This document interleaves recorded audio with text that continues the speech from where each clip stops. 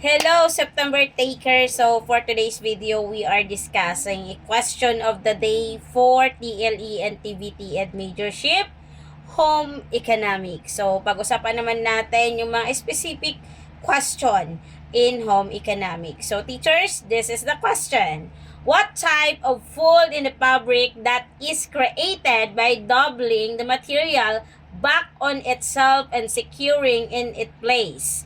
They create a sharp crease when ironed. Again, uulitin natin. What type of a fold in the fabric that is created by doubling the materials back on itself and securing it in place? So, they create a sharp crease when ironed. So, we have 4 choices, teachers. Okay? So, letter A is hem. Letter B is lining. Letter C is pleat. And letter D, raw edge. Okay, dito sa 4 na choices na to, ano ba ang pinaka-best answer? Okay, ang technique na gagamitin natin, teachers, is elimination method. Okay, so ano ang unang tatanggalin natin? Sige nga, teachers, ano ang unang tatanggalin natin? Ang unang tatanggalin natin, teacher, is si letter A. Ano si letter A? Hem. Okay, ano ba si hem? Si hem po, it is finished edge of a garment created by folding the raw edge of fabric under and sewing it to prevent prying. Okay, so madaling salita, teachers, ang hem ay pagtupi at pagtahi sa gilid ng tela. Maliwanag po, para hindi ito magkaroon ng himulmol na kung sa English, ang himulmol ay pry.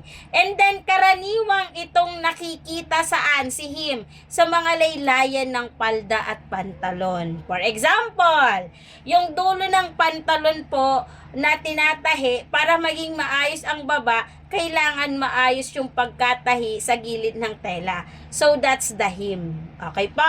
Ano nga ang hem? Pagtupi at pagtahi sa gilid ng tela para hindi maghimulmol. Karaniwan itong nakikita saan? Sa palda at pantalon. Okay, so letter A is wrong answer. Next na tatanggalin natin, teacher, is raw edge. Okay, bakit mali si letter D? Teachers, bakit mali si letter D? Si raw edge po, ito ay unfinished edge of fabric that has not been sewn or treated. It may fry and does not involve folding or creasing. Okay, kamali po si letter D. So, madaling salita po, ang raw edge ay ang hindi pa tapos. Di pa siya tapos o hindi pa tinatahing gilid ng tela. So, pag ang tela hindi pa tinatahi yung gilid niyan, makikita nyo, marami siyang himulmol. Maliwanag po. Kapag bagong gupit ang tela at wala pang tahi sa gilid, nagkakaroon po siya ng himulmol. So, ito po, ang raw edge, it is, ano nga po, mga tela na hindi pa tinatahi. Okay po ba? So, next, we have 2 choices. Ano ba ang tamang sagot? Is it lining or pleat? Lining or pleat? Okay, maling sagot si lining.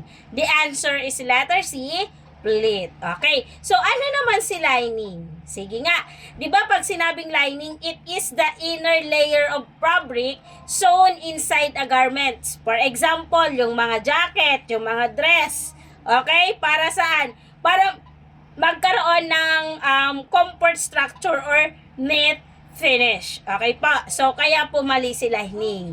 Okay, ano nga po ulit si lining, teachers?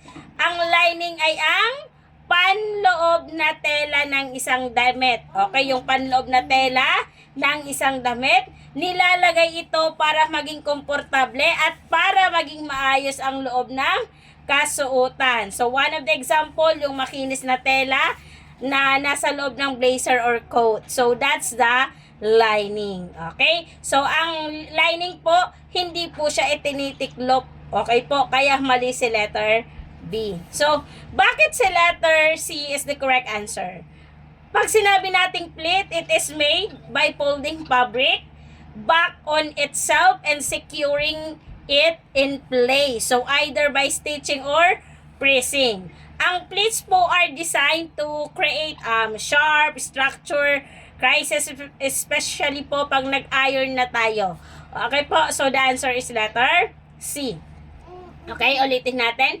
Ano nga po ulit si pleat? Si pleat ay ang tiniklop na tela na ginagawa sa pamamagitan ng pagdodoble ng tela pabalik sa sarili nito at tinatahi o pinapapress para manatili sa lugar. Okay, pleat ang tawag doon. Nagkakaroon ito ng matalim na guhit or crease kapag pinantsa. Halimbawa, yung pagtiklop-tiklop sa palda ng uniform, pleated skirt, that's the example. O pagpapantay-pantay para mas malinaw sa inyo na grease. Okay, so the answer is letter C, grease. Okay pa? So, letter C, pleat is the correct answer.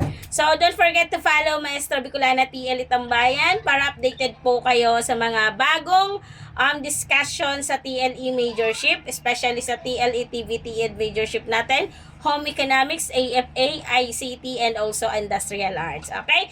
Kindly subscribe Maestra Bicolana TL Itambayan. That's the name of my YouTube channel. Search yan po para mas mabalikan nyo po yung mga video na ina-upload ko po. Okay po? That's all, teachers. Thank you so much. Ang atin pong enrollment for TLE Majorship is ongoing po. So, don't hesitate to PM me if you naman may mga question pa po kayo. PM lang po kayo sa akin. Okay? Our enrollment is ongoing. So, teacher, if you are interested, mag-enroll na po kayo. That's all, teachers. God bless.